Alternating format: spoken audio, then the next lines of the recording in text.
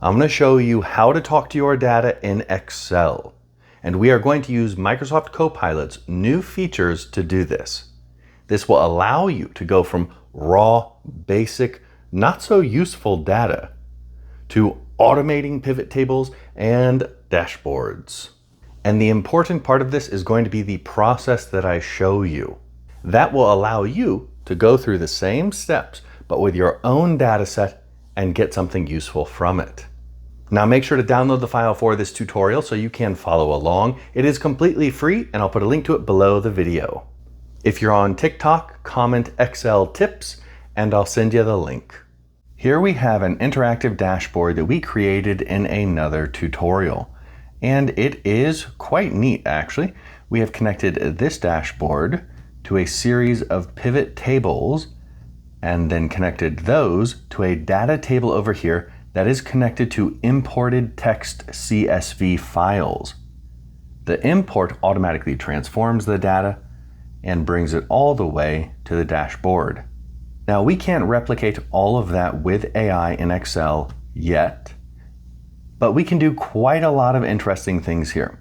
And what I'm going to show you is how to use the new plan mode to figure out what data you should extract, and then how to present that data, and then the allow editing mode in order to create a version of this dashboard that is actually going to be useful for us.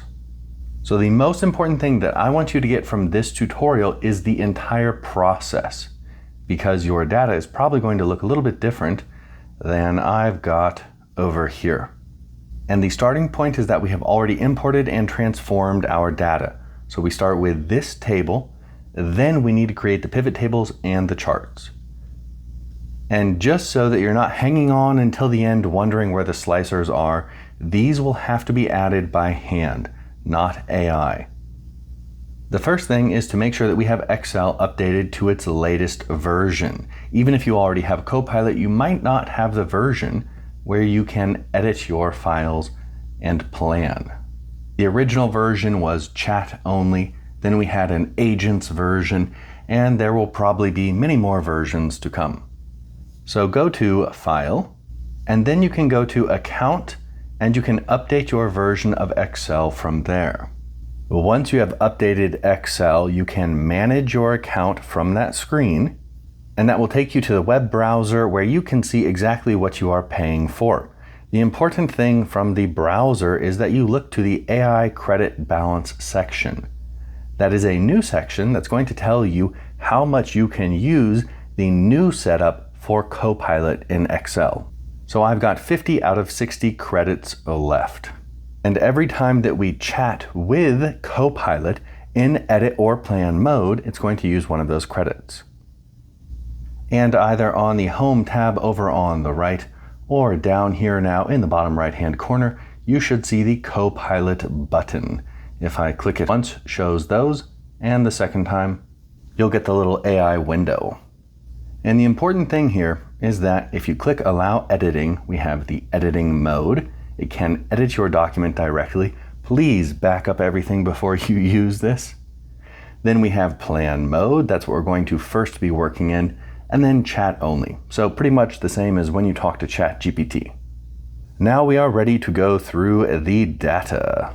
If you enjoy this content, please think about signing up for our email newsletter. It is now the only reliable way to get notifications when we release new content. That's because the social media companies are not really sending out notifications to our subscribers when we release new content. And this is happening on all of our platforms. So if you like the content, then definitely sign up for the email newsletter. It is completely free and you can unsubscribe at any time. I'll put a link to it right here, tips.teachexcel.com. And let's say that we've got this data and we know that we need to get something useful and actionable from it, but we don't exactly know what. So we'd like to talk with our data using AI. Back here, go down to Plan Mode. Let's tell it what we want and see what it thinks. I need to make a dashboard from the data on the store sales worksheet. Now you don't have to be 100% specific or accurate when you're typing here. except for if you have a bunch of data and you want to get some of it from a specific worksheet. So we could even put quotation marks around this. It is not required in this case, but it's a bit helpful when we're talking with AI. So I've said what I need. Now, let's say what the goal is. The goal is to understand which stores and which items. We have store name right here, and we have items right here. I could reference the column specifically if I needed to. In this case, I don't need to. So which items perform best? I can hold Shift and Enter to go down, make it a little bit easier for me to read. So now I want to tell it, help me figure out what we should do to make a useful dashboard. I'm going to also let it know that I only want charts on that dashboard. That will make our life a little bit easier because, like I mentioned, we can't have it do everything for us. So as long as it connects the charts to pivot tables and to this raw data, that's going to get us a long way. Now, the next very important thing, ask me as many questions as you need in order to best help me with this task. Remember, talk to it like it's a person. Tell it, ask me questions. Then we're good to go. It's going to do its little AI dance, take a look at our data, send some stuff to AI, and give us a result. And this is how our conversation begins. Now it has questions for us. I'll help you create a charts-only dashboard. I've got a few questions to clarify the best approach. Let's number our replies. So for number 1, how should we base performance? Total sales is fine. Shift Enter to period. Now it's actually a really good idea to answer all of these in Microsoft Word, then copy and paste it back over here. Because if we accidentally delete this or close it or start a new chat, our answers will be gone. For number 2, the time dimension, I'd like to show it by day of a week only. How about number 3, granularity? Do we want individual item IDs, categories, manufacturers, or a combination? I would like all 3 of those. Let's see how it does when I am a little bit vague. And I just say all 3. It's a little bit better to type out specifically what you want, but I think it'll do a pretty good job here. Number 4, number of charts. How many charts would you like on the dashboard? I see there are already 3 on the dashboard sheet. Should I replace those or add to them? Now, the last 2 times I practiced this before I made this video, this question was different.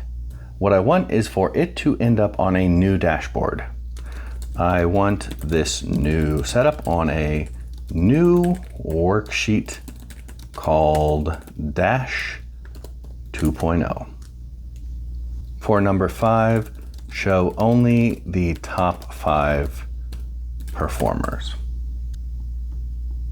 Now you can see already this is a rather tedious process, but at least when you have new sets of data, it is not a very streamlined process, I would say.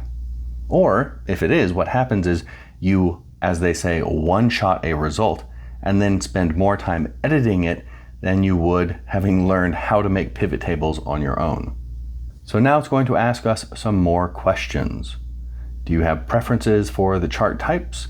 Let's just say no preference to move this along. Store comparison, do not compare. Combine data for both, except for a single pie chart that shows sales by store. 3 top 5 item IDs. And once we get the response from this, I'm going to speed up the process because this tutorial is going to take a long time if I don't. I've got 2 additional things that I would like to show you, which is how to refine how it should display the results in the dashboard, and then how I'd like it to connect the data to this table. So right now it's done asking questions and it has a plan. create a new worksheet, create helper data summarizing total sales. I do not see the word pivot table yet. Create a pie chart, a bar chart, another bar chart, another bar chart, and a column chart. Once it has the plan for you, you can click proceed and have it do its magic, but we're not done. I'm going to copy paste the next commands all at once though to save some time. I would like the dashboard to only show charts without source data. Otherwise it tends to combine the data, and it's usually data tables instead of pivot tables. Then make it look professional, make the charts minimal in appearance with an accurate title. I want the charts lined up vertically and leave the field filter buttons on the charts. And let's add one more chunk to this. So this is where we start to create a rather monster prompt. Use pivot tables to get the data for the charts, so everything is connected back to the source data. Do not include the new tables or pivots on the dashboard. They must be on new worksheets that begin with co-helper as the name. Let's hit play and update the plan. And here is the plan. Let's just go ahead and hit proceed so we can continue. Now it's going to take quite some time and it's going to build out our dashboard and our worksheets. So always back everything up before you do this. And at this point, a lot of you are going to think, oh my gosh, this is taking so much longer than all of those snazzy demos that showed me I could summarize data with a single sentence. Well, yeah, because the real world's a lot different and AI is not perfect and those are demos. So if you already know how to do a lot within Excel, AI could really slow you down here. But if you don't spend all day in Excel and pivot tables are not your forte, and connecting data from tables to pivot tables and then to charts on separate worksheets, well, then this can be quite a helpful tool for you. We are done after way too long. Reasoned in 21 steps. All right, and the last time I did this before the tutorial, it was 9, and the time before that, 13. And I just checked, we burned 9 credits doing this. So 9 out of 60 for my month. But the really cool thing now is it'll show you what it did. We have a dash 2.0 and we've got some charts. It tells us the type and what they are for. It's pretty neat actually. And it gives a list of key features as well as helper sheets. Now here we are going to see that we have multiple helper sheets. One time that I ran this exact same process, I got only one helper sheet.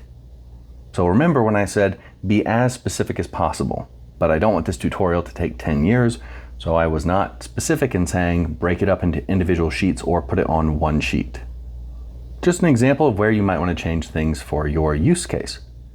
Now the really cool thing is we've got a done button and an undo button right here. Let's take a look at what we've got before we hit those buttons. Looking at the dashboard, we have dash 2.0. And we can see the new worksheets because they have the green dots right here. So let's see what we've got for charts. Looking pretty darn nice, I have to say.